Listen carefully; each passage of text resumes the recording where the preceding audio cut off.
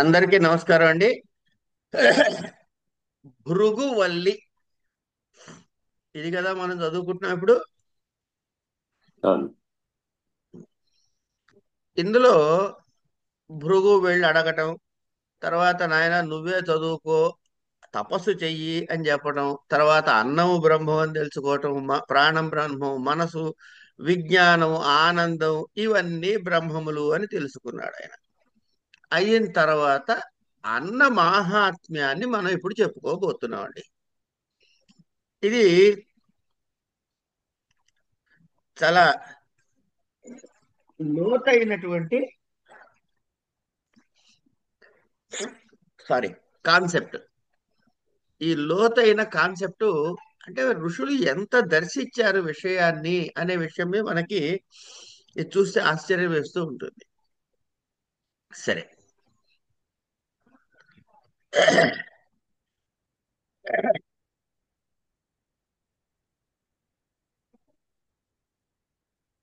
అన్నం న నింద్యాత్ మనకి చెబుతున్నారు ఇక్కడ. అన్నం న నింద్యాత్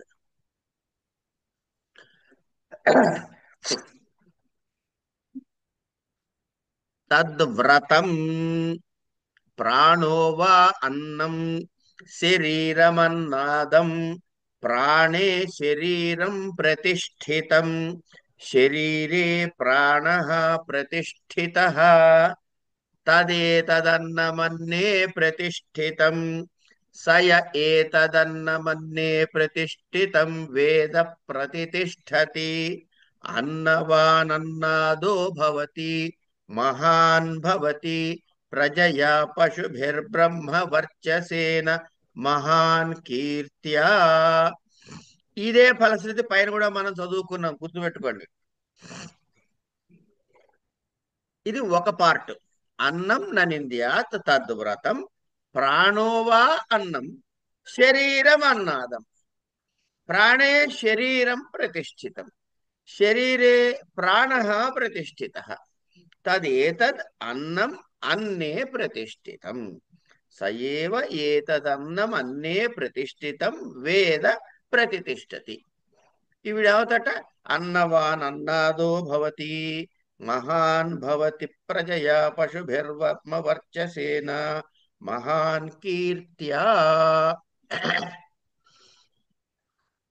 ఇది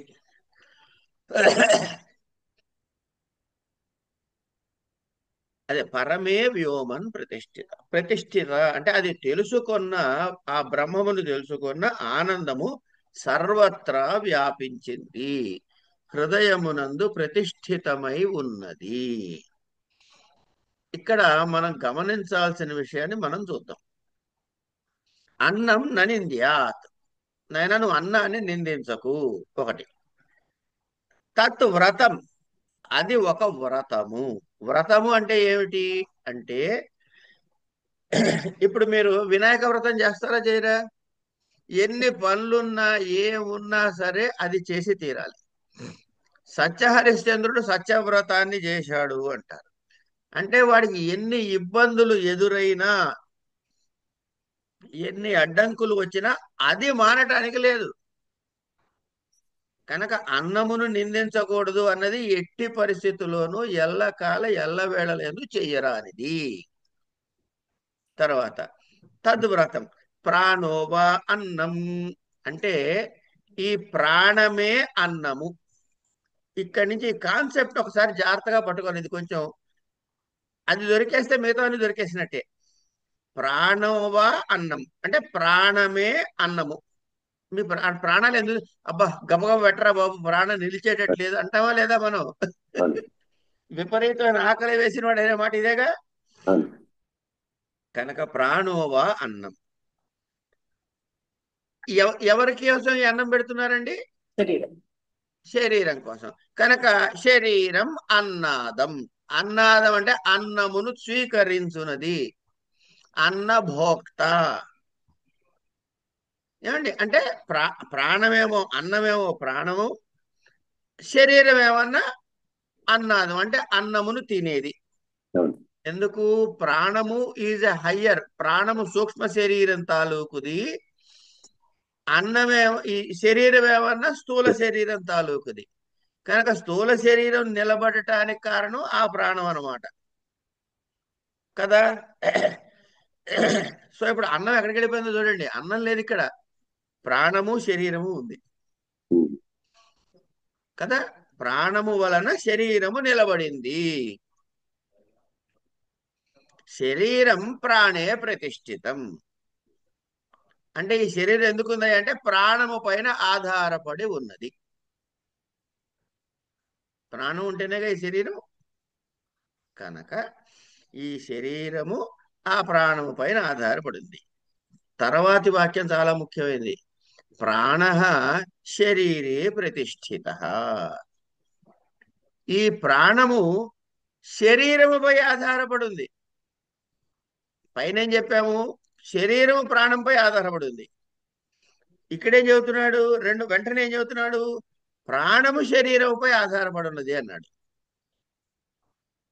తదే తత్. అప్పుడు ఏమైంది? ఈ విధంగా చూస్తే ఏమైంది? ఉన్నవన్నీ ప్రతిష్ఠ. కాదు కాదు, ఉండండి. పైన ఏం చెప్పాడు? చిన్న టెక్నికల్ గా ఇది పట్టుకుందాం ఫస్ట్. ప్రాణము అన్నమండి, శరీరము అన్నాదము. అన్నాదం అంటే ఏంటి? అన్నమును తినున్నది. నిజం అంతే కదా. ప్రాణము పైన శరీరము ఆధారపడి ఉన్నది కనుక ఆధారపడి ఉన్న దాన్నేమో అన్నాదము అన్నాము, అంటే అన్నము తినున్నది అని భోక్త అన్నాము. దేనిపైన ఆధారపడిందో అది అన్నము అన్నాము. అన్నావా లేదా? ఆ. ఇప్పుడు ప్రాణము పైన శరీరము ఆధారపడి ఉన్నది అంటే ఏది అన్నము, ఏది అన్నాదము? ప్రాణము అన్నం అండి, ప్రాణం ఆ, అన్నము, శరీరం అన్నాదము. అన్నాదం అయిపోయింది. ఉమ్. ఇప్పుడు రెండో వాక్యం చెప్పాడు చూడండి. ప్రాణ శరీరే ప్రతిష్ఠిత. ప్రాణము శరీరంపై ఆధారపడి ఉన్నది అన్నాడు. ఓ ఇప్పుడు అన్నం ఏది, అన్నాదం ఏది? ఇప్పుడు అన్నము శరీరం అన్నం అవుతుంది, శరీరం అవుతుంది, ప్రాణం అన్నాదం ప్రాణం. అన్నాదం అవుతుంది. ఉమ్. సో దేర్ ఫోర్ ప్రాణముని అన్నం అన్నాము, శరీరాన్ని అన్నం అన్నాం. ఉమ్. అంటే అన్నము పైన ఆధారపడి ఉన్నది అనొచ్చా? అంతే. అర్థమైందా కాలేదా? అర్థమైంది. అదే చెప్తున్నాడు. తదే తద్ అన్నే అన్నం ప్రతిష్ఠితం. కనుక నాయన అందుకని అన్నమునందు అన్నము ప్రతిష్టమై ఉన్నది. అన్నము పైన అన్నము ఆధారపడి ఉన్నది. అంటే ఏం చేశాడు? దీన్ని దాన్ని ఒకటి చేశాడండి, అంతే, ఇంకేం లేదు అక్కడ. Both are mutually dependent on each other కాబట్టి. భలే చెప్పారుగా, అది విషయం. ఏమండి, ఏతద్ వేద, ఇది ఎవడైతే తెలుసుకుంటున్నాడో, ఇది దాంతో దీంతో ఆధారపడిందని తెలుసుకుంటున్నాడో, సహా అతడు ప్రతిష్ఠతి. అంటే ఆ అన్నమునందు ప్రతిష్ఠితుడు అవుతున్నాడు, వాడు అన్నం అవుతున్నాడు. తెలుసుకున్నవాడు కూడా అన్నం అవుతున్నాడు. ఇంతకీ అన్నం అంటే ఏంటండి? అన్నం బ్రహ్మస్వరూపం చెప్పుకున్నాగా. మొట్టమొదటి ఐడెంటిఫై చేసిన అన్నం బ్రహ్మమనే కదా. కనుక ఇప్పుడు ఈ విషయం తెలిసిన వాడు ఏమవుతున్నాడు? తాను బ్రహ్మమే అవుతున్నాడు. బ్రహ్మమైన వాడి పరిస్థితి ఏమిటి అంటే అన్నవాన్, అన్నము కలిగిన వాడు, అన్నాదహ, అన్నము తినేవాడు కూడా అవుతున్నాడు. అంటే నీవే అన్నము, నీవే తినేవాడివి కూడా. కర్త నీవే, భోక్త నీవే. ఇది తెలిసిన వాడేమిటి? ప్రజయా పశుభి బ్రహ్మవర్చసేన మహాన్ భవతి. సంతానము చేత, పశు సంపద చేత, బ్రహ్మవర్చస్సు కన కలిగినటువంటి గొప్పవాడి అవుతున్నావయ్యా. కీర్త్యా మహాన్ భవతి, మంచి కీర్తి కూడా సంపాదిస్తావు. ఏమండి?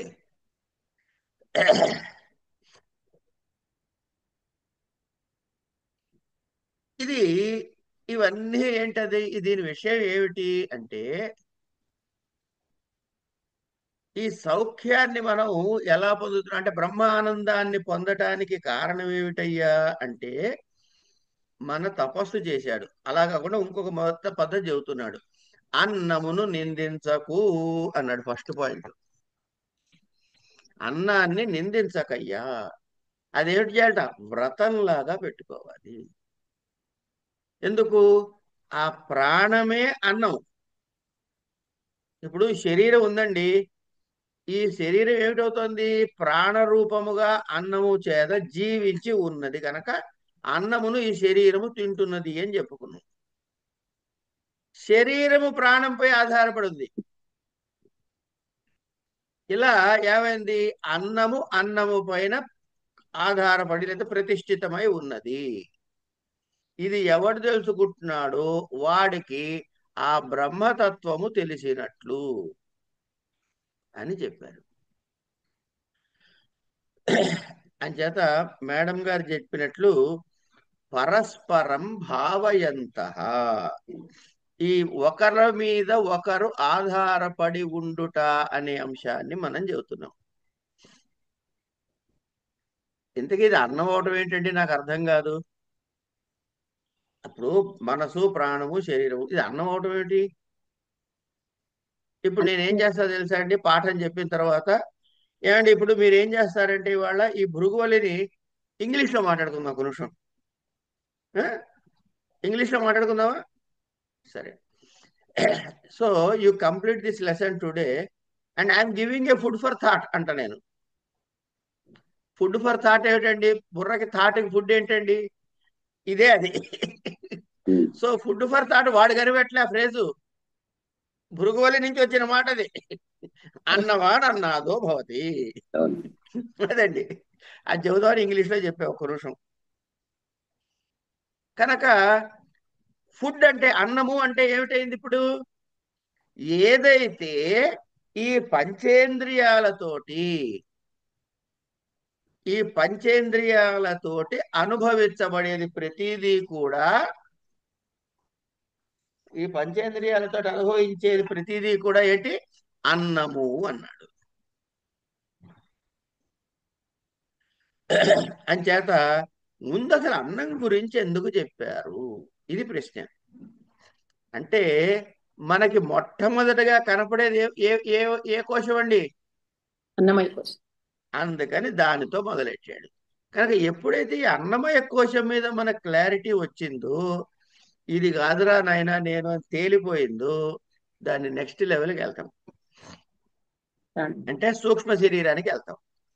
సూక్ష్మ శరీరాన్ని గురించి తర్వాత చింతన చేసిన తర్వాత కారణ శరీరానికి వెళ్తాం.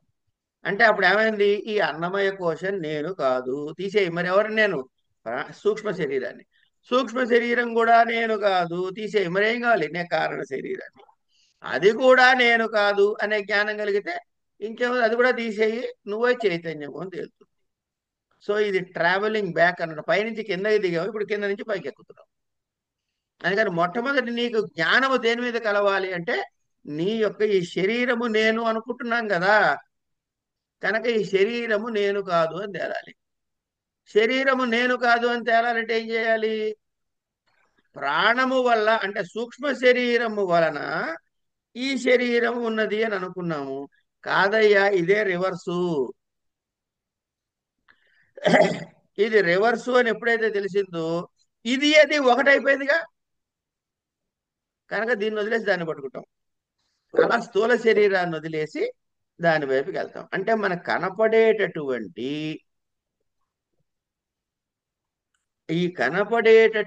వ్యవహారము ద్వారా మనము మిగతావన్నీ నేర్చుకుంటున్నాం అన్నమాట. ఏమండి? తర్వాత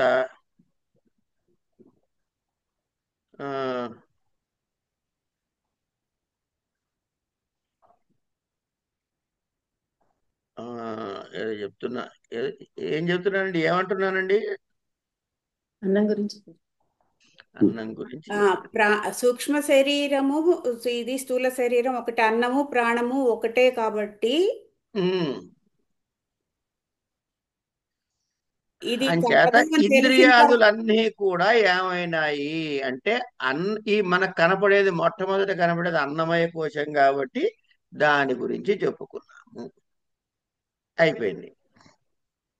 అయిన తర్వాతి అనువాకం చెబుతున్నాడు. అన్నం తర్వాత ఏమిట? అన్నం ముందేం చెప్పాడు? ఇక్కడ ఫస్ట్ ఏం చెప్పాడు? ఫస్ట్ మనకి ఇచ్చినటువంటి కోడ్ ఆఫ్ కాండక్ట్ లో ఏం చెప్పాడు? అన్నం న నింద్యాత్, ముందు అన్నాన్ని నిందించకు అన్నాడు. అది అయిన తర్వాత రెండో దానిలో మనకి ఏం నోటీస్ ఇస్తున్నాడు? అన్నం న పరిచక్షిత తద్వ్రతం. నాయన అన్నాన్ని అవహేళన చెయ్యకు, అది వ్రతముగా పెట్టుకో. అంచేత అంచేత అన్నం గురించి ఏం చెప్పాడండి? రెండో మాట, అన్నం నా పరిచక్షిత తద్వ్రతం. ఆపోవా అన్నం. పైన ఏం చెప్పాడు? ప్రాణ అన్నం చెప్పాడు. ప్రాణం దేని మీద ఆధారపడింది అన్నట్టు? శరీరం మీద ఆధారపడి ఉంది అన్నాడు. ఇప్పుడు రెండో దగ్గర ఏం చెబుతున్నాడు? మళ్ళీ ఇంకొక కాన్సెప్ట్ అండి. ఇవన్నీ కాన్సెప్ట్స్. ఎగ్జాక్ట్ గా దాన్ని టెక్నికల్ గా వర్డ్ టు వర్డ్ మీనింగ్ తీసుకోకూడదు.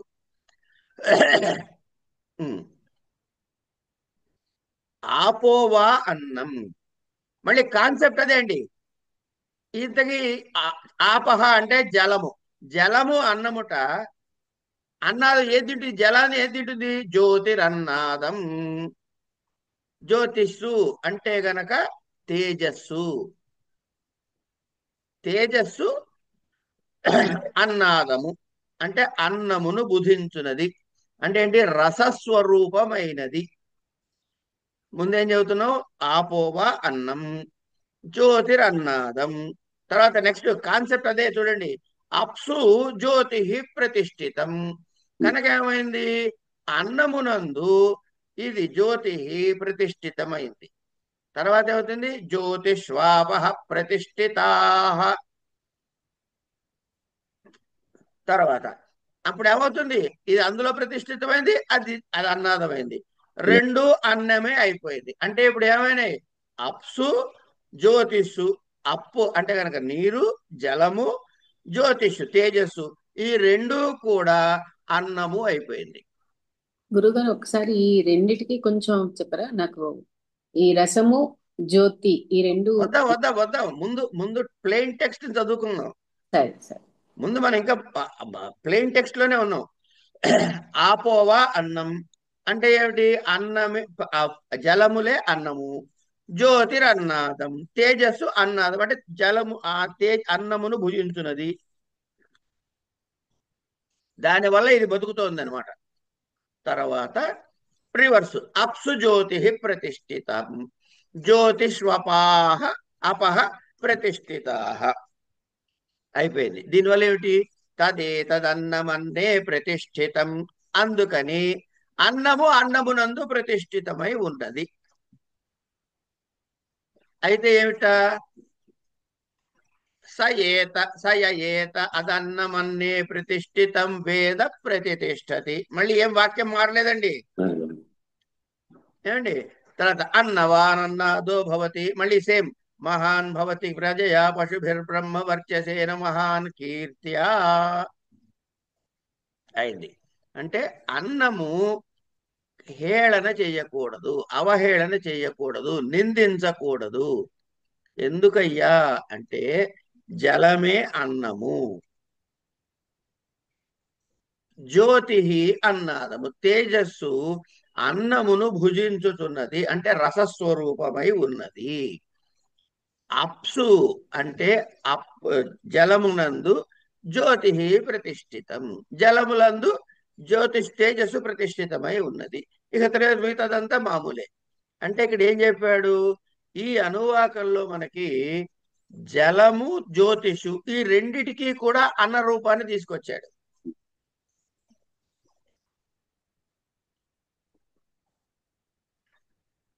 అంచేత ఈ అన్నము అన్నాదముల వల్ల మనకి సమస్త సౌభాగ్యాల్ని ఎవరైతే కోరుకుంటాడో వాడు అన్నాన్ని నింద చెయ్యకూడదు. అంటే అన్నాన్ని వృధా చేయటం, విసిరిపారేయటం, దురుపయోగం చేయటం, ఇలా అనేక రకాలైన ఉపేక్ష కూడదు. ఇలా వ్రతాన్ని పెట్టుకోవాలి. ఎందుకు? జలమే అన్నము అన్నాడు. ఏమండి, ఇప్పుడు మీకు బియ్యం పండాలండి, గోధుమలు పండాలండి, ఇంట్లో జలం ఒక మొక్క కూర మొలవాలండి,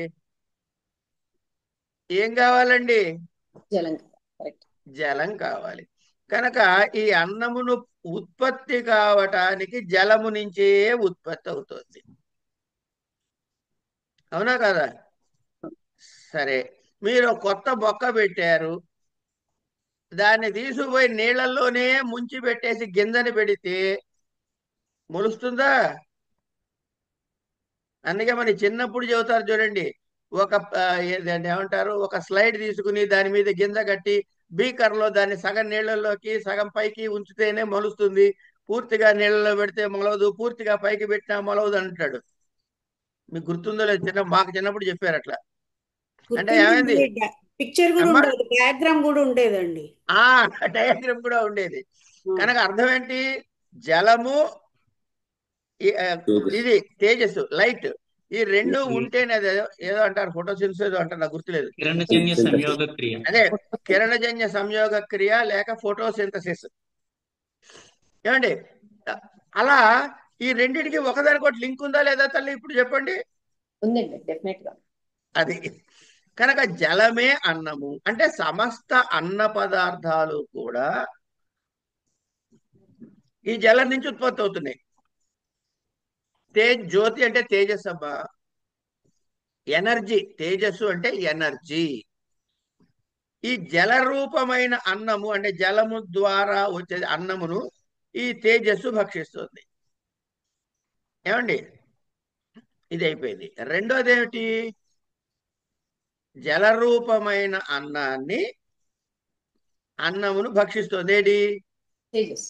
తేజస్సు. ఎలా భక్షిస్తుందండి? తేజస్సు జలాన్ని ఎలా భక్షిస్తుంది చెప్పండి ఒకసారి, నాకు అర్థం కాదు. ఎవాపరేషన్ అండి. మరి అదేనండి, అది మీరు చెబుతారనే ఎదురు చూస్తున్నానండి.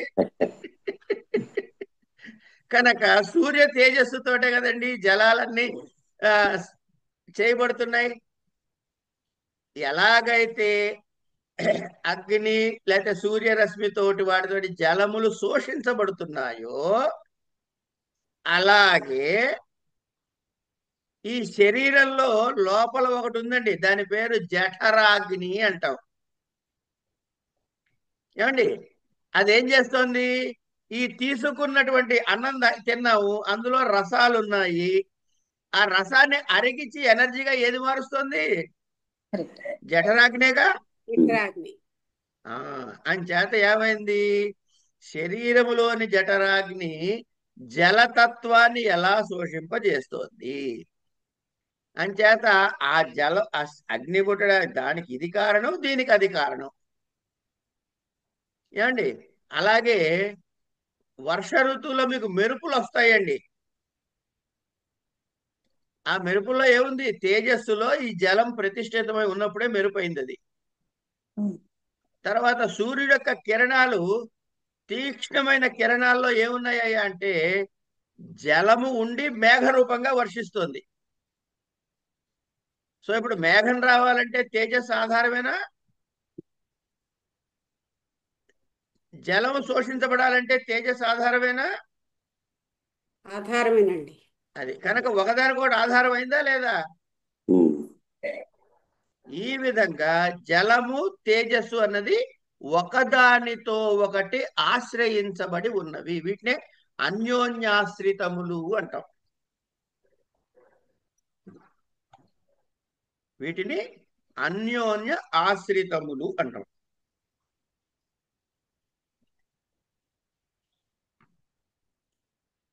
ఇలా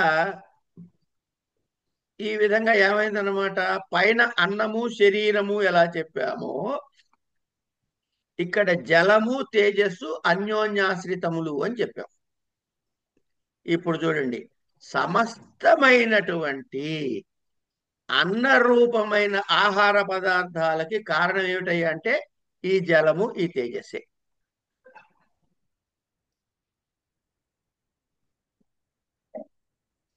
ఈ జలము, ఈ తేజస్సు లేకపోతే మనకి ఏ భోజన పదార్థం లేదు. ప్రపంచం బతుకున్న దాని మీదే అమ్మా. కనుక ఈ జల తేజస్సులు వాటి యొక్క రూపముల యొక్క పరిణామముగానే ఈ అన్నం వస్తుంది. అంటే ఏమైంది మళ్ళీ జలము తేజస్సుకి జలము అన్నమైతే తేజస్సు అన్నాదం అవుతుంది. తేజస్సు అన్నమైతే జలము అన్నాదం అవుతుంది. కనుక జలము తేజస్సు రెండూ కూడా అన్నమే అవుతున్నాయి. అదెందుకు అవుతుందండి? రెండు అన్నాదమే అవుతుంది అనొచ్చు కదండి అని ఎవరైనా అంటే నాకేం అభ్యంతరం, అలా కూడా అనొచ్చు. రెండు అన్నాదములు అవుతాయి, రెండు అన్నములు అవుతాయి. కనుక ఏమైంది? ఇప్పుడు అన్నము అన్నమయ్యింది. కనుక ఈ రెండు అన్నాలు అయిపోయినాయి కదా. ఈ విధంగా అన్నము అన్నమునందు ప్రతిష్ఠితమై ఉన్నది. ఇగో అంటే అబ్బాయి, ఎవరికైతే ఇది బాగా తెలిసినది ఉంటుందో వాడికి మిగతా పైన చెప్పిన లిస్ట్ అంతా వచ్చేస్తుంది.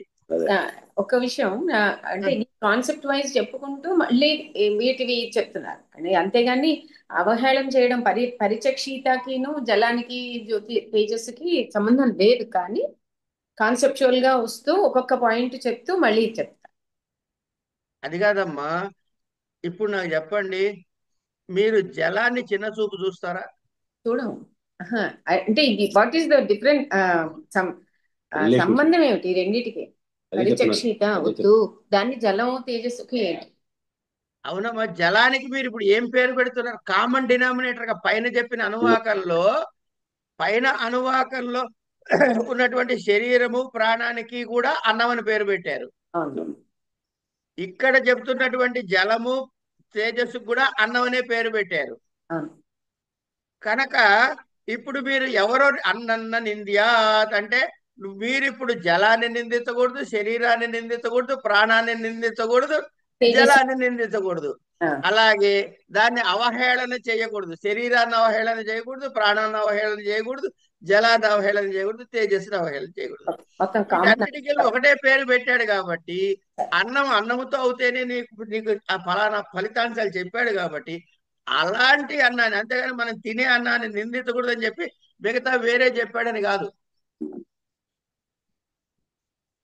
ఓకే. అయిన తర్వాత ఇప్పుడు మొట్టమొదటి ఏం చెప్పాడండి? మొట్టమొదటి మనకి ఏం చెప్పాడు? అన్న శరీరము, శరీరము ప్రాణము. శరీరము, ప్రాణము. తర్వాత సృష్టికి కావలసినటువంటి జలము, తేజస్సు. ఇప్పుడు పృథివీయే అన్నము అని చెబుతున్నాడు. అన్నం బహుకుర్వీత, అన్నం బహుకుర్వీత తద్వ్రతం. ఇక మిగతా నేనేం చెప్పక్కర్లే మీకు. పృథివీ వా అన్నం, పృథ్వీ ఆకాశం. ఆకాశో అన్నాదః. ఇక్కడ చూడండి, ఇది పృథివీ, ఇది ఆకాశం.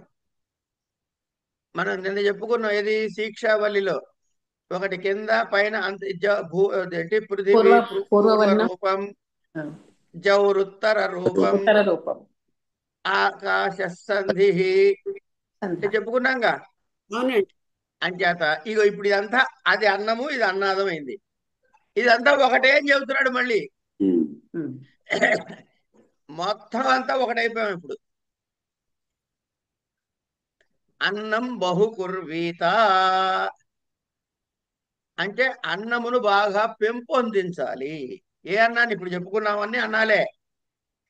వీటి జ్ఞానాన్ని పెంపొందించుకోవాలి.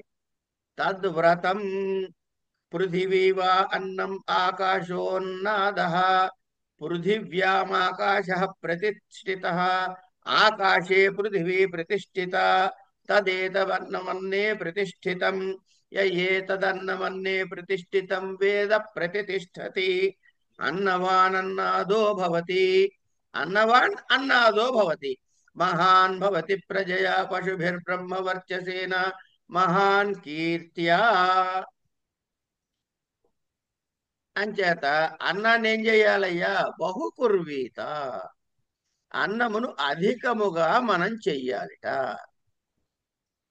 అన్నాన్ని బహుకుర్వీత అంటే ఏం చేస్తామండి అంటే, నాయన అన్నాన్ని తీసుకున్నారండి, బాగా చేశారండి, వృద్ధి పొందించారండి, మీరు ఇంట్లో దాచుకున్నారండి, అది పాచిపోతుంది, బయట పారేస్తారు. కనుక ఇక్కడ మనకి చెప్పింది అన్నం బహుకుర్వీత అంటే దాచుకో దాచుకో అని కాదు. అది మనం ఒక్కడి కోసమే పెట్టేసేసుకోవడం కాదు. దాన్ని ఏం చేస్తాము? 10 మందితో పంచుకుంటాం. అంటే ఏమైంది? మనము మన చుట్టూ ఉన్న ప్రపంచాన్ని కూడా వృద్ధి చెందిస్తున్నాము.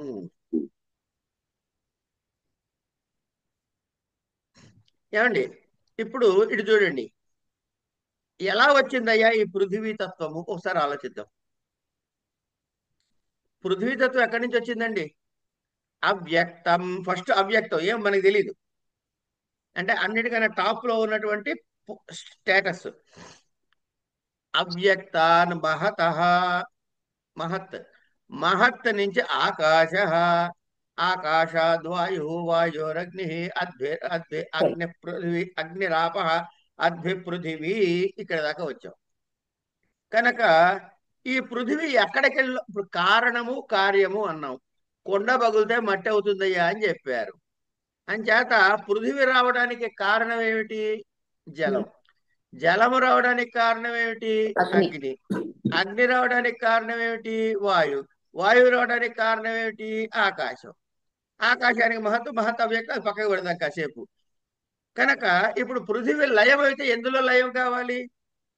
కారణంలో లయం కావాలి. అదే అవ్యక్తం అంటే నీళ్లలో.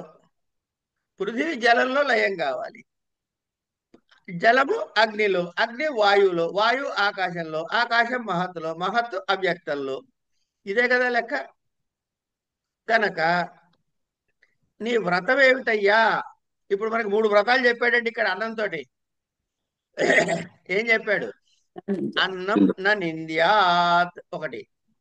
ఇక్కడ ఏం చెప్పాడు? అన్నం ఏదన్నాడు ఇందులో? ప్రాణము శరీరము అని చెప్పాడు.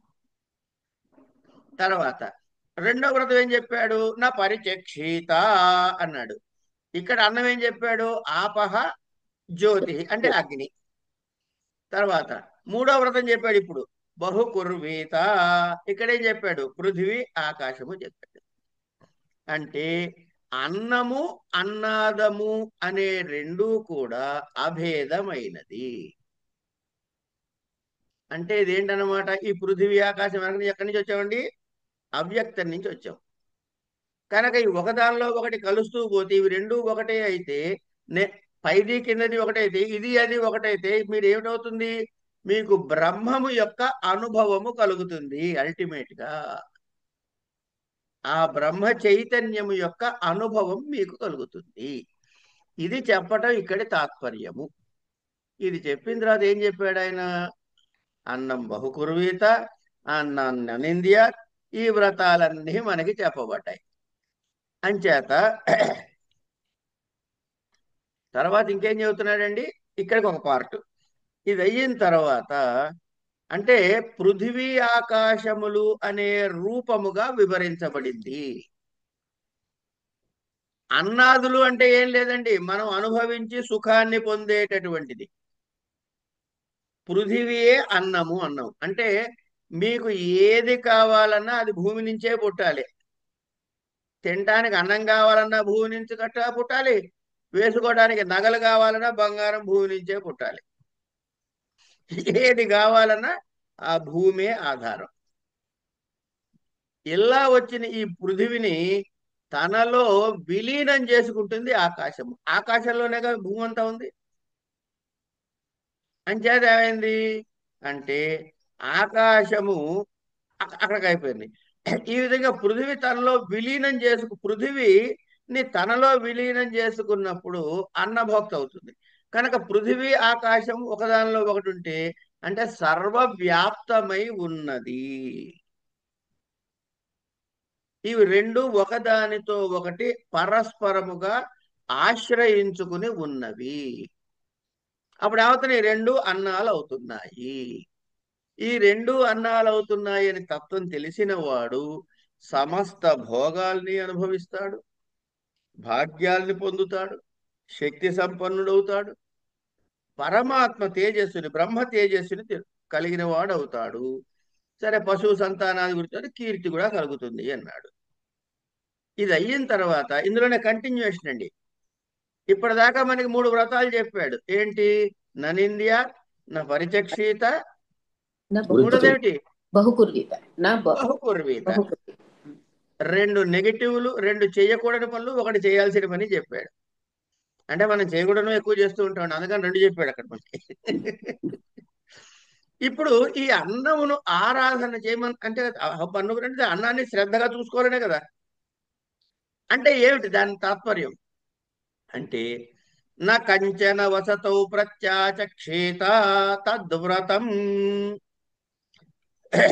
తస్మాత్ తస్మాద్యయా కయా చ విధయా బహ్వన్నం ప్రాప్నుయాత్ ఆరాధ్యాస్మా అన్నమిత్యాచక్షతే ఏతద్వై అన్నం రాద్ధం ముఖతోస్మా అన్నం రాధ్యతే ఏతద్వై మధ్యతో అన్నం రాద్ధం మధ్యతో అస్మా అన్నం రాధ్యతే ఏతద్వా అంతమన్నం రాద్ధం అంతతో అస్మా అన్న రాధ్యతే య ఏవం వేద. వినంగానే ఏమిటో అర్థం కానంత కంగారు పుట్టించేలా ఉన్న దానిలో ఏమీ లేదు. ఇప్పుడు చూడండి, కింద నుంచి పైకి రండి. ఏ తద్వా అంతో అన్నం రాద్ధం అన అంతం అన్నాడు. 2 లైన్లు చెప్పాడు. ఒకటి రాద్ధము, ఒకటి రాధ్యతే చివరన. దానిపైన మధ్యతో రాద్ధం రాధ్యతే, పైన ముఖం అంటే ప్రారంభంలో అనమాట, బిగినింగ్ లో అన్నం రాద్ధం రాధ్యతే. 6 లైన్లు వెళ్ళిపోయినాయా? ఇంకేం మిగిలిందండి అనువాకంలో మీకు చెప్పాల్సింది నేను? అంటే ముఖం అంటే ఏమిటో చెప్పాలి, మధ్య అంటే ఏమిటో చెప్పాలి, అంతం అంటే ఏమిటో చెప్తే అయిపోయింది. దానికి ఎంత పెద్దగా ఉన్నదాలో తెలుసుకోవాల్సింది ఇంతే ఉందన్నమాట.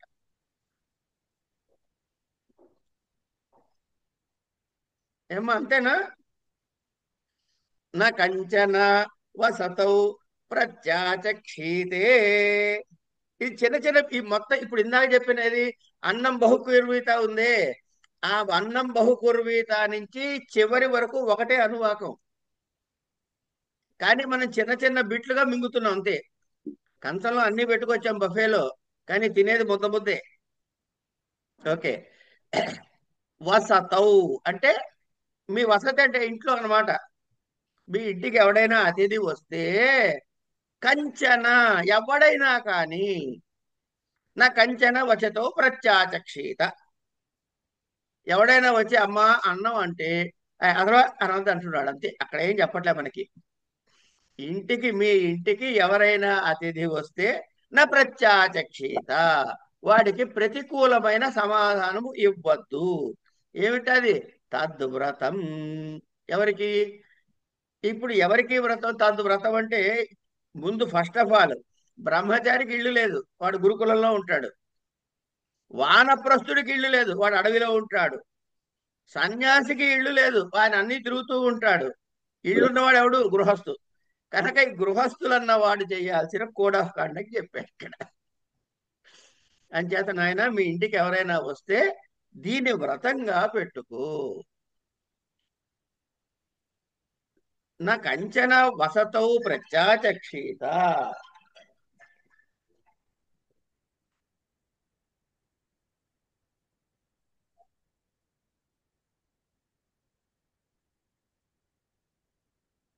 హలో హలో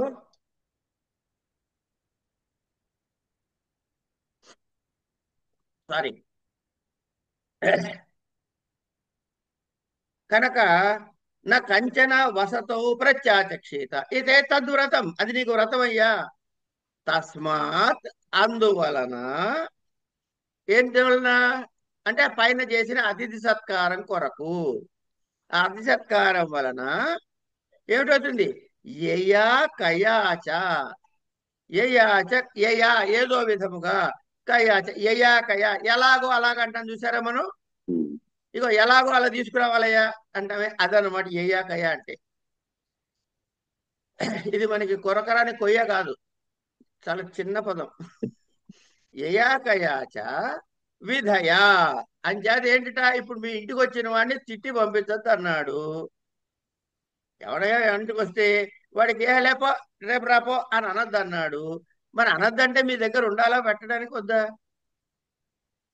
పెట్టడానికి ఉండాలా వద్దా? ఉండాలి. అందుకని ఏం చెప్పాడు? తస్మాత్ ఇగో ఆ అతి సత్కారం కోసమని యయాకయాచ విధయా బహువర్ణం ప్రాప్నుయాతు, ఏం చేస్తావో నాకు తెలీదు, అన్నాని బాగా సంపాదించు అన్నాడు. ఆ అతిథి సత్కారం చేయటం కోసమని ఏదో ఒక విధంగా అధికంగా అన్నాన్ని సంపాదించవయ్యా. ఎందుకుట అంటే అప్పుడు అంచేత ఇక్కడ ఏమిటవుతుంది, వాడు వచ్చాడు. ఎందువలన అంటే ఆ సద్గృహస్థుడు ఎవడైతే ఉన్నాడు, ఈ బుద్ధిమంతుడి గృహస్థుడు, అస్మై అస్మై అంటే అతని యొక్క తన ఇంటికి వచ్చిన అతిథితో ఏం చెబుతున్నట్ట, ఇప్పుడు ఆ అతిథి గారితో మీరు మాట్లాడుతున్నారండి. ఇక్కడి నుంచి మీరు గృహస్థ అయితే మీరు అతిథితో మాట్లాడటం ప్రారంభం చేయండి. అతిథితో ఏమంటున్నాడు? అన్నం ఆరాధితి అంటే అన్నం సిద్ధంగా ఉందండి. ఆరాధ్యాస్మా అన్నమిత్యాచక్షతే ఏతద్వై ముఖతో అన్నం రాద్ధం ముఖతో అస్మా అన్నం రాధ్యతే. ఇక్కడ కాకండి. కనుక మన ఇంటికి వచ్చిన అత్య ఉన్నట అన్నం ఆరాధి ఇది అంటే అన్నం సిద్ధంగా ఉన్నదండి అని ఆచక్షతే చెబుతున్నాడు. ఎవడైతే చెబుతున్నాడో ఆ అతిథితో ముఖత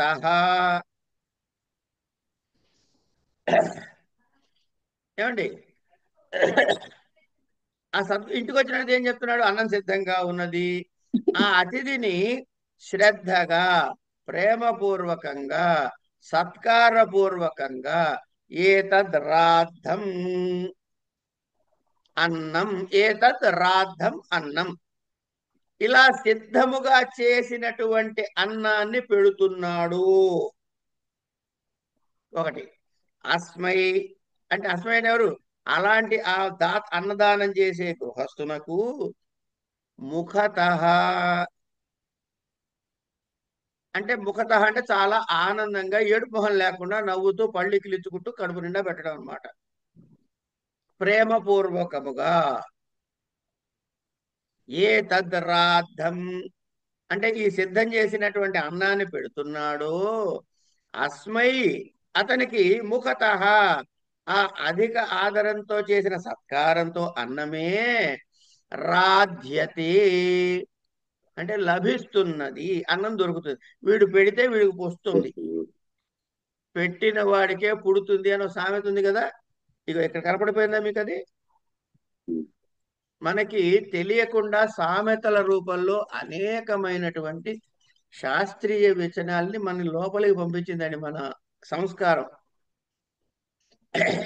అయింది, ఇక్కడికి అయిపోయింది. ఎవడు వీడు? రాధ్యతే. తర్వాత తర్వాత ఏమంటాడు? ఏ తద్వై మధ్యతో అన్నం రాద్ధం మధ్యతో అస్మా అన్నం రాధ్యతే. అయిపోయింది. అలా ఇది ఎవడికి? చాలా ఉత్తమమైన గృహస్థు గురించి ఇప్పుడు చెప్పాడు మనకి.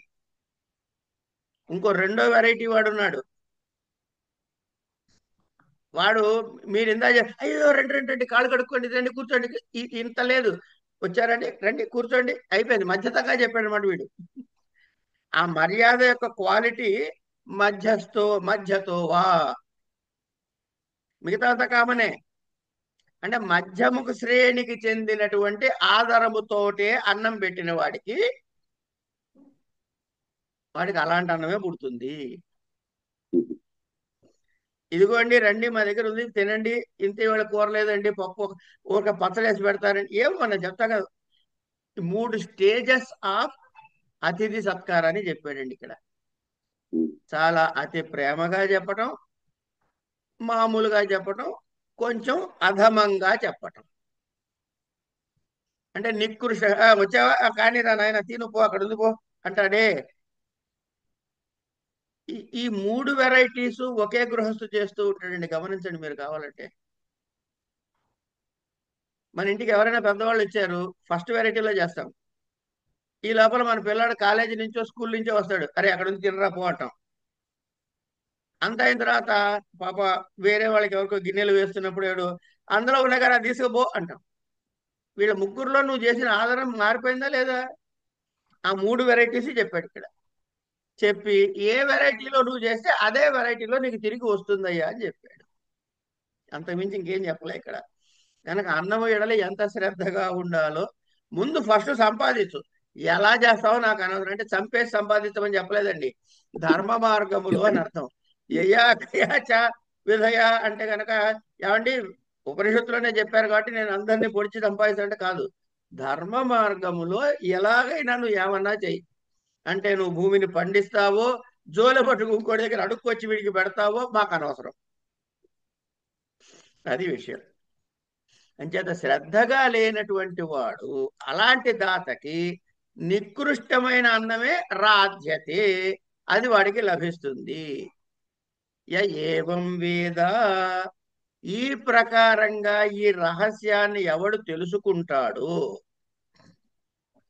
ఎవడు ఈ రకంగా ఉన్నటువంటి ఈ తత్వాన్ని బాగా తెలుసుకున్న గృహస్థుడు ఎవడైతే ఉంటాడో, అలాంటి గృహస్థు అవుతాడు ఉత్తమమైన మర్యాదపూర్వకమైనటువంటి శ్రద్ధాసక్తులతో అతిథి సేవ చేస్తాడు. అంతే కదా. ఒరే నువ్వు బాగా చేస్తే బాగా వస్తుందరా, అలాగా ఇలా చేస్తే అలాగే వస్తుందరా, ఏమి చేయకపోతే ఏమి రాదురా అని చెప్పినప్పుడు దేనికి ప్రయత్నం చేస్తాడు? ఉత్తమానికే ప్రయత్నం చేస్తాడు. అంచేది ఇప్పుడు లోక కళ్యాణం జరిగిందా లేదా ఆలోచించండి ఒకసారి. అసలు అన్ని ఆశ్రమాలలో కల్లా గృహస్థాశ్రమమే చాలా ప్రధానమైనది. ఎందుకంటే గృహస్థాశ్రమాన్ని రక్షించకపోతే బ్రహ్మచారికి ఫుడ్ లేదు, సన్యాసికి ఫుడ్ లేదు. కనుక ఈ ప్రపంచమంతా గృహస్థు మీద ఆధారపడింది. అందుకని ఏది చెప్పినా వాడికే కూడా అన్ని నాకే చెబుతారండి అంటారే, ఇగో ఎందుకే. ఆ ఒక్క ఆశ్రమం సవ్యంగా మెయింటైన్ అవుతే మొత్తం అంతా మెయింటైన్ అవుతుంది. అంటే మన ఇంటికి ఎవరు వచ్చినా వాళ్ళని నిరాదరించరాదు. ప్రేమపూర్వకంగా మర్యాదపూర్వకంగా శ్రద్ధతో సత్కారాలు చెయ్యాలి. అందుకని ఏం చేయాలట, గృహస్థు అధికంగా ఆహారాన్ని ఏదో విధంగా సేకరించి ఉంచుకోవాలి. ఏదో విధంగా అన్నాడు కదని చెప్పగా అన్యాయార్జిత కాదు, న్యాయముగా సంపాదించుకోవాలి. ఈ అతిథి సేవనము ఏమిటంటే గృహస్థులకి ఉచితమైనటువంటి సదాచారాల్లో అత్యంతమైన ముఖ్యమైనటువంటి విషయము. వాడిని ప్రేమగా ఆదరించాలి, వాడికి అర్ఘ్యపాద్యాలు ఇవ్వాలి, చక్కగా సమర్పించాలి, అన్నం పెట్టాలి. ఇలా ఎవడైతే ఇంత ప్రేమగా చేస్తాడో వాడు తిరిగి అంత అన్నాన్ని పొందుతాడు. పెట్టింది అన్నము, వీడికి వచ్చింది ఏమిటి? అన్నాదము. అన్నము పెట్టాడు, అన్నాదము వచ్చింది. మధ్యస్థంగా చేశాడు, కొంచెం తక్కువగా చేశాడు, శ్రద్ధారహితంగా చేశాడు, ఈ 3 కేటగిరీల్లో 3 కేటగిరీ అలాగే వస్తాయి. అంచేత క్షేమ ఇతి వాచి తర్వాత చెబుతున్నాడు.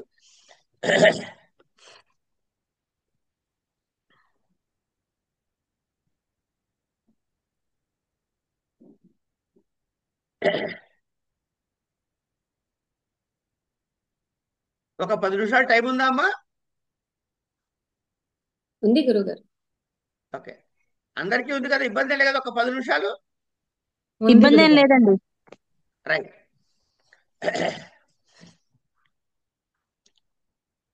క్షేమ ఇతి వాచి. వాచి అంటే చేతికి కడుపునేది కదండి. యోగక్షేమ ఇది ప్రాణాపానయోః కర్మేతి హస్తయోః గతిరితి పాదయోః విముక్తిరితి పాయౌ ఇది మానుషీః సమాజ్ఞాః అథ దైవీః తృప్తిరితి పృష్టౌ బలమితి విద్యుతి యశ ఇతి పశుషు జ్యోతిరితి నక్షత్రేషు ప్రజాతి ప్రజాతిరమృతమానంద ఇత్యుపస్థే సర్వమిత్యాకాశే. ఇక్కడికి ఆపుదాం. మళ్ళీ ఇంకో బ్లాక్.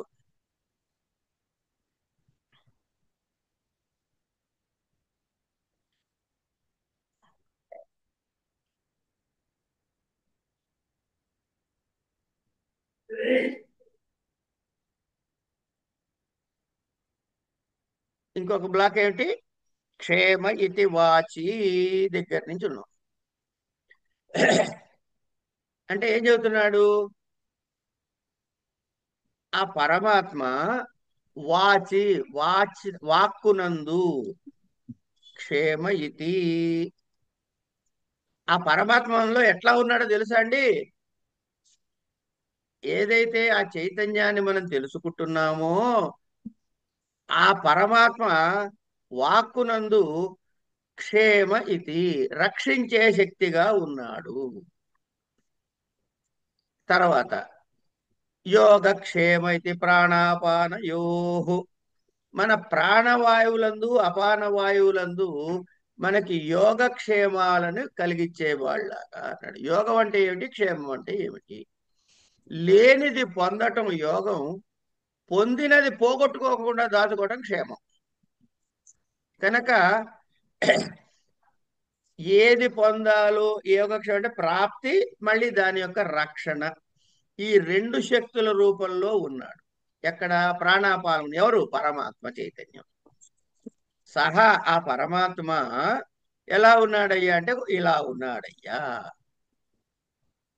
అయిన తర్వాత ఇంకెక్కడెక్కడ ఉన్నాడు ఆయన అంటే కర్మేతి హస్తయోః చేసే శక్తిగా, ఈ శక్తిగా మన చేతుల్లో ఉన్నాడు. అట్లాగే ఇంకా ఎట్లా ఉన్నాడు? గతిరితి పాదయోః నడిచే శక్తిగా, నడిచే శక్తి రూపంలో మన పాదాల్లో ఉన్నాడు. పాయౌ అంటే వెనక భాగంలో మలత్యాగానికి చేసే శక్తి రూపంలో ఉన్నాడు. ఈ విధముగా ఈ విధంగా మానుషి సమాజ్ఞాః అంటే మనము ఈ విధంగా పరమాత్మ చైతన్యాన్ని ఈ స్థానాల్లో మనము దర్శించగలగాలమ్మా. అప్పుడు మనలో ఉన్న పరమాత్మ సర్వస్త్రా మనకి ఆయన కనపడుతూ ఉంటాడు. ఏమండి, చెయ్యిలా లేచింది, భగవంతుడి దేవులే లేపగలిగాను, లేదా లేపలేము. ఇలా మనం ఈ భావనతో ఉంటే మనకి మన యందు ఆ పరమాత్మ చైతన్యం యొక్క స్ఫురణ తెలియకుండా వృద్ధి చెందుతుంది. అది ఇక్కడ. అంచేత ఇది సమాజ్ఞాః, ఇది మన ఆధ్యాత్మిక ఉపాసనగా ఉన్నాయి. తర్వాత ఏమిటవుతుంది? అథ దైవీ తృప్తిరితి పృష్టౌ బలమితి విద్యుతి యశ ఇతి పశుషు జ్యోతిరితి నక్షత్రేషు ప్రజాతిరమృతమానంద ఇత్యుపస్థే సర్వమిత్యాకాశే. ఇక్కడ దాకా ఈ శరీర శక్తుల గురించి దైవీ ఆధ్యాత్మిక ఉపాసన చేసిన తర్వాత ఇప్పుడు దైవీ సంబంధమైన విషయాలు చెబుతున్నాడు. అంటే ఆ పరమాత్మ తేజము వృష్టి అంటే వర్షంలో ఏముందండి?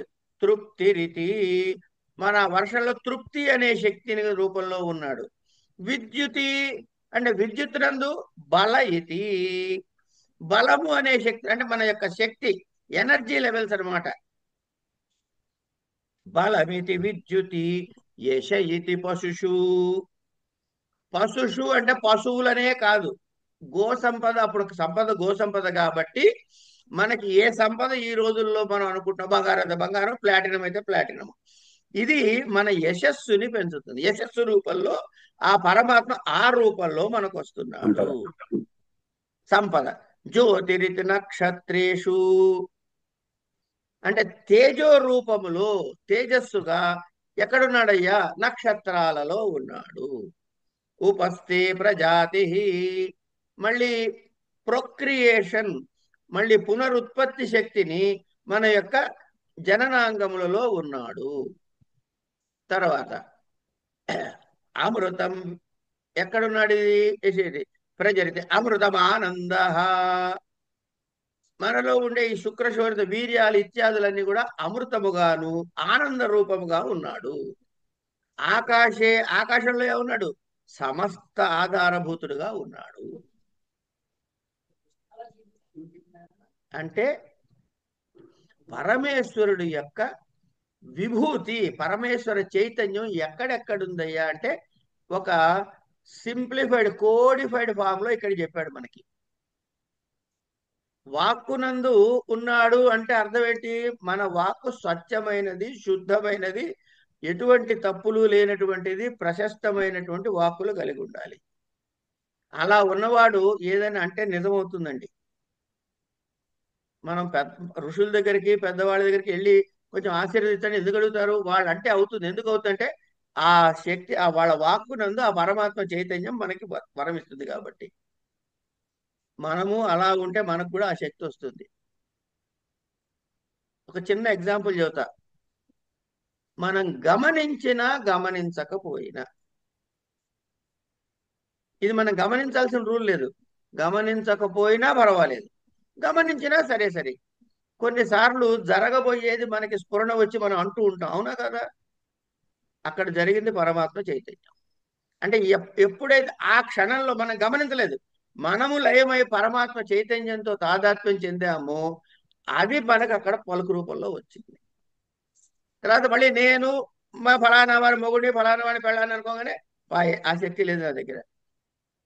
కనుక ఆ పరమాత్మ చైతన్యంతో ఏకీకృతం అవడం అన్నది ఇక్కడ లెక్క.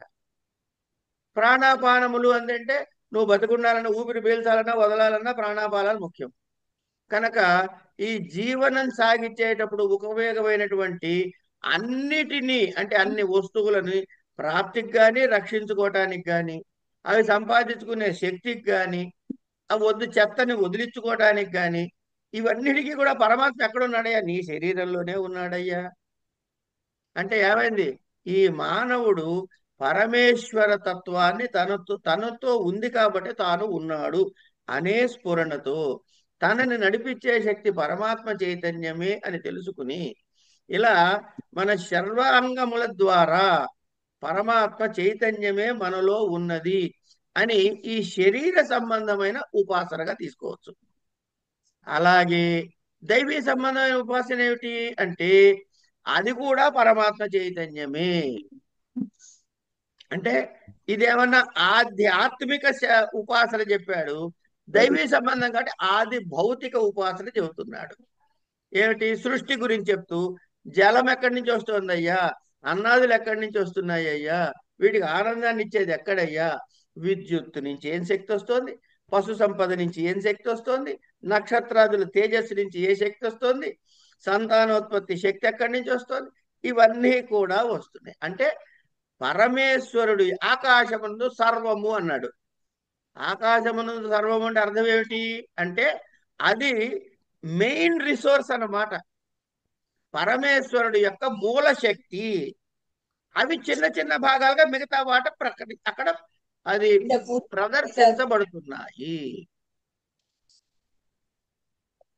అందుకే భగవద్గీతలో ఆయన అంటాడు, పేరిందేవి చెప్పమ్మా, యద్యద్ విభూతి మత్సత్వం తత్తదూర్జితమేవ తదేవావగచ్చద్వం మమ తేజోంశ సంభవం అథవా బహునైతేన. అంతే చాలు. యద్యద్ విభూతి మత్సత్వం శ్రీమదూర్జితమేవ తత్తదేవా గచ్చత్వం మమ తేజాంశో సంభవం. కనుక ఇప్పుడు చెప్పినవన్నీ అదే అన్నమాట. ఇట్లా అయిన తర్వాత ఏం చెప్పారండి? చాలా సింపుల్ గా చెప్పారండి. తత్ ప్రతిష్ఠితేత్యుపాసీత ప్రతిష్టవాన్ భవతి. తన్మహ ఇత్యుపాసీత. ఇప్పుడు తత్ ప్రతిష్ఠేత్యుపాసీత, అది అందులో ఉన్నది ప్రతిష్ఠించబడి ఉన్నది అని అనుకున్నవాడు ఏమవుతున్నాడు? ప్రతిష్టవాన్ భవతి. తన్మహ ఇత్యుపాసీత, అది చాలా గొప్పదని ఉపాసించావా? మహాన్ భవతి. తన్మన ఇత్యుపాసీత మనవాన్ భవతి. తన్నమ ఇత్యుపాసీత న మన్యతే స్మై కామాః. తద్బ్రహ్మేత్యుపాసీత బ్రహ్మవాన్ భవతి. తద్బ్రహ్మణ పరిమర ఇత్యుపాసీత పర్యేణ మ్రియంతే ద్విషంతః సపత్నాః. పర్యే అప్రియా భ్రాతవ్యాః స యశ్చాయం పురుషే యశ్చాసావాదిత్యే స ఏకః. స య ఏవం విత్ అస్మాల్లోకాత్ ప్రేత్య. అయిపోయింది. ఏతమన్నమాత్మానముపసంక్రమ్య ఏతం ప్రాణమయమాత్మానముపసంక్రమ్య. ఓ ఇంత పెద్ద మంత్రం అండి అనకండి, ఇదే వరుస, పైన చదివిన వరుసే. అన్నము, ప్రాణము, మనసు, విజ్ఞానము, ఆనందము అవే ఉంటాయి చూడండి ఇక్కడ. ఏతమన్నమయమాత్మానముపసంక్రమ్య ఏతం ప్రాణమయమాత్మానముపసంక్రమ్య ఏతం మనోమయ ప్రాణ ఆత్మానముపసంక్రమ్య ఏతం విజ్ఞానమయమాత్మానముపసంక్రమ్య ఏతం. అయిపోయిందా? ఏతం ఆనందమాత్మానముపసంక్రమ్య ఇమాన్ లోకాన్ కామాన్ నికామ రూప్యన్ అనుసంచరన్ ఏతత్ సామగాయన్ నాస్తి. హా ఊహా ఊహా ఊ అంటాడు. ఇది ఆనందాన్ని ప్రదర్శించే సామగాన మంత్రం అండి. ఆహా ఆహా, మనకి ఏదైనా పరమానందం కలిగండి, అబ్బా ఆహా ఓహో అంటామే, అదే ఆ మంత్రం. హా ఊహా ఊహా ఊ అంటారే, ఏతత్ సామగాయన్ ఆస్తి. ఏమని చెప్పాడు? అహమన్నమహమన్నమహమన్నం. కనుక ఏం చెప్పినా అన్నమైనప్పుడు అది నేనే. మరి తినేది ఎవడ్రా? అహమన్నాదో అహమన్నాదో అహమన్నాద. నేనే అన్నాన్ని, నేనే అన్నాదమును. అన్నాదమ ఆత్మీ అహం విశ్వం భువనమభ్యభవాం సువర్ణ జ్యోతి య ఏవం వేద ఇత్యుపనిషత్ అని మనకి కోడ్ ఆఫ్ కాండక్ట్ చెప్పాడండి. అతిథి సత్కారాన్ని చెప్పారు, నిష్కామంగా చెయ్యమన్నారు. ఇది ఏమండి? అంచేత అన్నదానము నుంచి మనకి ఇవన్నీ జరుగుతాయి.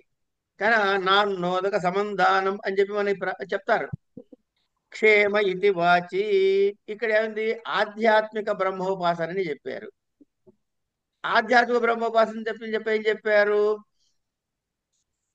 ఈ ఉపాసన ఎప్పటిదాకా చెయ్యాలయ్యా అంటే మనకి జ్ఞానము కలిగే వరకు, అనుభవంలోకి వచ్చే వరకు చెయ్యాలి. అమ్మో, ఇలా తెలిసినది ఆచరణలో పెడితేనే అనుభవంలోకి వస్తుంది. తర్వాత ఆకాశం చెప్పారు. తర్వాత ఏం చెప్పారు? వాక్కు దగ్గరికి చెప్పారు. వాక్కు దగ్గర బ్రహ్మం ఎలా ఉంటాడండి అంటే, మనం వాక్కు అంటే ఇప్పుడు నేను వాగుతున్న వాగుడు వాక్కు కాదండి. అర్థమైందండి? పరా ప్రత్యక్షితే రూప పశ్యంతే పరదేవత మధ్యమా వైఖరి రూప భక్త మానసహంసిక చెప్తున్నాగా. పరా, ముందు పరావాక్కు పుడుతుంది, ఇది ఎవరికి కనపడదు. పరావాకు తర్వాత పరా ప్రత్యక్షితి రూప పశ్యంతి, తర్వాత పశ్యంతి వాక్కు, అది ఋషులు మాత్రం దర్శించగలుగుతారు. పరా పశ్యంతి. మధ్యమ, హృదయ స్థానంలో మధ్యమ వాక్కు పుడుతుంది. ఇక్కడ మనకి వాక్కు దర్శనం అవుతుంది. అందుకే చూడండి, నోరు మూసి కూర్చున్న ఒరే వెధవా అలా చేయకురా అని చెప్పి తిట్టుకుంటూ ఉంటాం పక్కవాడిని. శబ్దం అంతా ఉంటుంది, రూపం అంతా ఉంటుంది, కానీ బయటికి రాలే. ఈ వాక్కు కూడా నిత్యమే. తర్వాత బయటికి ఈ ముఖ యంత్రం ద్వారా, రాపిడి ద్వారా బయటికి వచ్చేది ఇది ఆహత వాక్కు, అంటే రాపిడితో వచ్చిన వాక్కు. ఆ కిందదంతా అనాహత వాక్కు, అంటే ఎటువంటి రాపిడి లేనటువంటి వాక్కు. అంటే ఇప్పుడు ఫైనల్ గా ఈ నోట్లోంచి వచ్చిన వాక్కు ఎక్కడ పుట్టిందండి? వెనక్కి వెళ్దాం. మధ్యమలో పుట్టిందండి. మధ్యమకి ఎక్కడి నుంచి వచ్చిందండి? పశ్యంతి దగ్గర నుంచి వచ్చింది, అంటే మణిపూరం దగ్గర నుంచి. మణిపూరం దగ్గర పరావాక్య ఎక్కడ ఉందయ్యా? మూలాధారంలో ఉంది. కనుక వాక్కు మూలాధారంలో పుట్టింది, బయటికి నోటి దగ్గర నుంచి వచ్చింది. క్షేమ ఇతి వాచి అదన్నమాట. ఇలా వచ్చినటువంటి, అందుకని వాచక తపస్సు అని చెప్పారు. అనుద్వేగకరం వాక్యం అని వాంగ్మయ తపస్సుని అక్కడ చెప్పారు. తర్వాత దైవీ ఇత్యాకాశే ఇవన్నీ చెప్పినవి ఏమిటి అంటే ప్రధానమైన బోధన ఏమిటి? శ్రద్ధ చాలా ముఖ్యమండి. కనుక మనకు కావాల్సింది ఏంటంటే మన జీవితంలో గమనంలో కావలసినది శ్రద్ధ, తర్వాత సాధన, తర్వాత ఏం చెప్పారు? ఆకాశోపాసన చెప్పారు. అంటే సర్వవ్యాపక చైతన్యాన్ని దర్శించగలటం తెలియాలి. అది తెలిస్తే ఏమవుతుంది? నేనే అన్నమును నేనే అన్నాదనమును అని తెలుస్తుంది. అంటే నేనే దానికి కారణము, నేనే కార్యము కూడా. కార్యములు అన్నాదం అంటే కార్యము, అన్నము అంటే కారణము అని చెప్పుకున్నాం కదా. సో కారణముగా నేను మారిపోయినప్పుడు అన్ని కారణములు నేనెప్పుడు నేను ఎవరినండి? పరమాత్మను అవుతా. అప్పుడు నాకు కలిగేది ఏమిటండి? బ్రహ్మానందం కలుగుతుంది. అంటే నేనేమంటానండి? ఆహో ఆహో ఆహో అని ఆనందపడతానన్నమాట. అక్కడికి భృగువల్లి పూర్తి చేసుకుంటాం అన్నమాట. ఇలా మనం భృగువల్లిని కూడా పూర్తి చేసుకున్నటువంటి పుణ్యాన్ని కట్టుకున్నాము. ఇక్కడికి ఇది స్వస్తి.